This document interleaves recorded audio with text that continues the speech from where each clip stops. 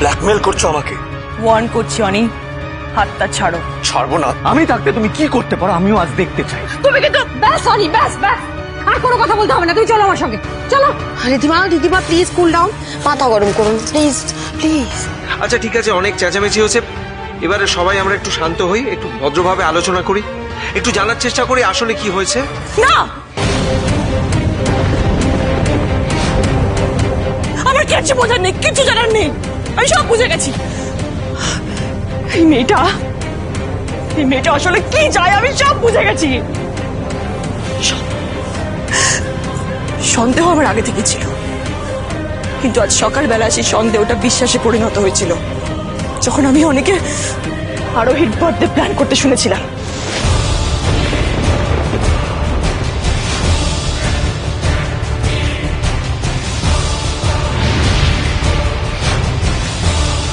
আমাদেরকে আউটিংয়ে পাঠিয়ে ফটাফট প্ল্যান করে অনি আরুর সঙ্গে কথা বলছিল আরোহীর বার্থডে সেলিব্রেট করা নিয়ে।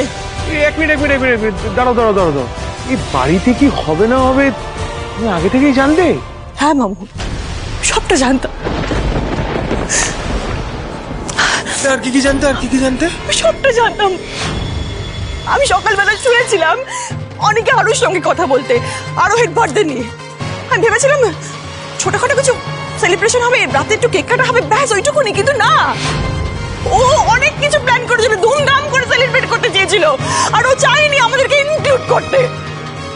কাকিমণি, তোমরা নিশ্চয়ই ব্যাপারটা জানতে, তাই জন্য আষ্টমের বাহানা দিয়ে আমাদের সঙ্গে যাওনি। টনি, বিশ্বাস করো, সবটা জানার পরেও সবটা জানার পরেও আমি ভেবেছিলাম যে আমার মনের ভুল, তুমি আমার সন্দেহটাকে ভুল প্রমাণ করবে, তুমি ঠিক আসবে, কিন্তু তুমি আসোনি অনি, তুমি আমায় ঠকালে।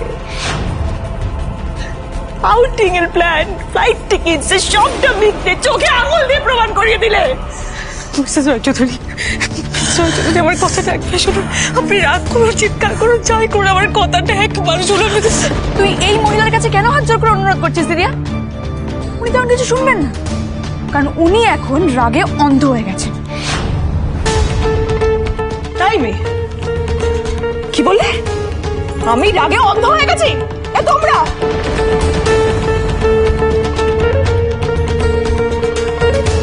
ঠুলিটা আসলে তোমাদের চোখে পড়ানো, অথবা সবার চোখে পড়ানো। তোমরা তো দেখতে পাচ্ছ না একটা নোংরা জিনিস হচ্ছে এই বাড়িতে, তোমরা জেনে বুঝে হয়তো এই নোংরা জিনিসটাকে সাপোর্ট করছো, এই নোংরা মেয়েটাকে সাপোর্ট করছো।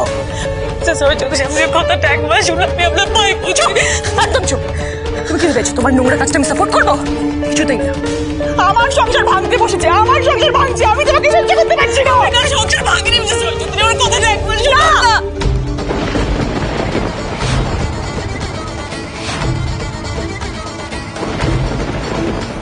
তোমার মোটিভ আমার কাছে পরিষ্কার, তুমি কি চাও আমি ভালো করে জানি। এই বলো না, তোমার উদ্দেশ্যটা কি, সবাইকে বলো। এই বলো না সবাইকে উদ্দেশ্যটা বলো, ওখানে কি করছিলে বলো সবাইকে। বলবে না? হ্যাঁ বেশ, আমি বলে দিচ্ছি। হ্যাঁ আমি বলছি। আচ্ছা তোমরা তো সবাই ওকে অনেকদিন ধরে চেনো, পিসিমণি নিশ্চয়ই জানো ওর মোটিভটা কি। ও যে সেই মেয়েগুলোর মধ্যে পড়ে জানো, একটা মেয়ের সংসার ভেঙে অন্য সংসার করে, কোনো চরিত্র নেই, তার চরিত্রের ঠেক নেই, সে স্বামীকে কেড়ে নেয়, এমনকি একের বেশি পুরুষের সঙ্গে সম্পর্ক রাখতে একটু লজ্জা পায় না। ও সেরকম মেয়েদের মধ্যে।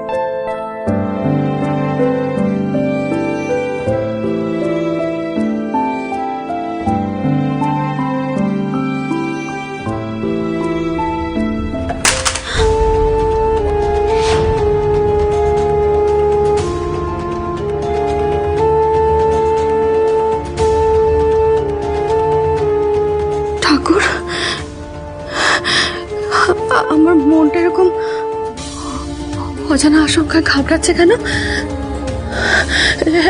এত কুড়াচ্ছে কেন মনটা আমার?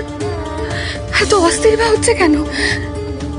মা, তুই যেখানে আছিস ভালো আছিস তো? ঠিক আছিস তো তুই? ঠাকুর আরোহী ভালো আছে তো? তুমি একটা কাজের লোকের জন্য আমার গায়ে হাত তুলবে অনি?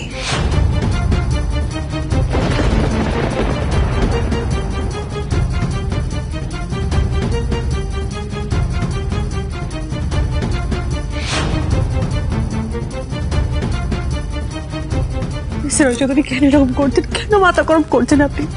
একটু প্লিজ শান্ত হয়ে বসুন, তাহলে সবটা নষ্ট হয়ে যাবে, সব গন্ডগোল হয়ে যাবে, সব হাতের বাইরে চলে যাবে। প্লিজ যা হওয়ার হয়ে গেছে, যেটা হাতের বাইরে যাওয়ার ছিল অলরেডি চলে গেছে মিস চক্রবর্তী।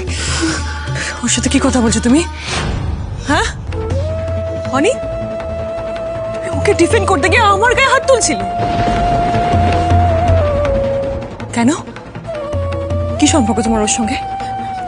কি সম্পর্ক? এক মিনিট, কি সম্পর্ক তোমার ওর সঙ্গে? আনসার মি, বলো।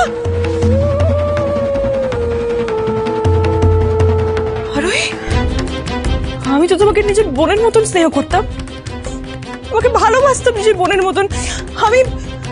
আমি তোমাকে কাছের মানুষ ভাবে কত কথা শেয়ার করেছি, শেষে তুমি আমার পিঠে ছুরি মারলে। তুমি আমার পিঠে ছুরি মারলে আরোহী। তুমি একবারও ভাবলে না যে আমার সংসারটা ভেঙে দিলে আমার কি অবস্থা হবে, আমি কি নিয়ে বাঁচবো? একটু ভাবুন, এতটা নির্লজ্জ। ও, তার মানে আমার অসুস্থতা, তোমার প্রাইভেট আমি ওষুধ দেওয়া, এই সব তোমার কনস্পিরেসি ছিল?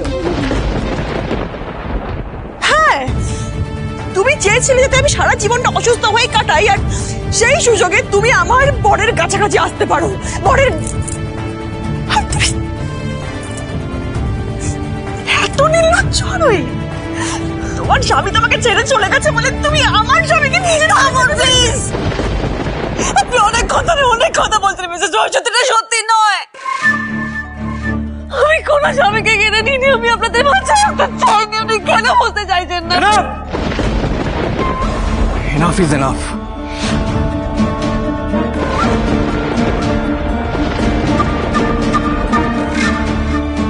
No more explanations. আর একটাও কৈফিয়ত দেবেন না আপনি ওকে। মাথা গরম হয়েছে বলেও আপনাকে যা নয় তাই বলবে, সবার সামনে এভাবে অপমান করবে, আর আপনি মুখ বুঝে সেটা সহ্য করবেন না। আর না, ওর যা ভাবায়, যেটা বোঝার ওকে সেটাই বুঝতে দিন। আপনি আর একটা কথা বলবেন না মিস চক্রবর্তী। অনেক দিন ধরে আমি ওর এই বিহেভিয়ার সহ্য করছি। দিনের পর দিন ওর যা ইচ্ছে তাই করছে, যা ইচ্ছে তাই বলছে, আমি সবটা মুখ বুঝে সহ্য করেছি, কিন্তু আর নয়। আমি আর এটা টলারেট করতে পারছি না। আমার ধৈর্যের বাঁধ এবার ভেঙে গেছে। ধৈর্যের বাঁধ আমার ভেঙেছে অনি, আমার। আমি তোমাদের যে অবস্থায় দেখেছি, তারপরে আমার ধৈর্যের বাঁধ ভেঙেছে। এতটা বাড়াবাড়ি আমি এক্সপেক্ট করিনি অনি।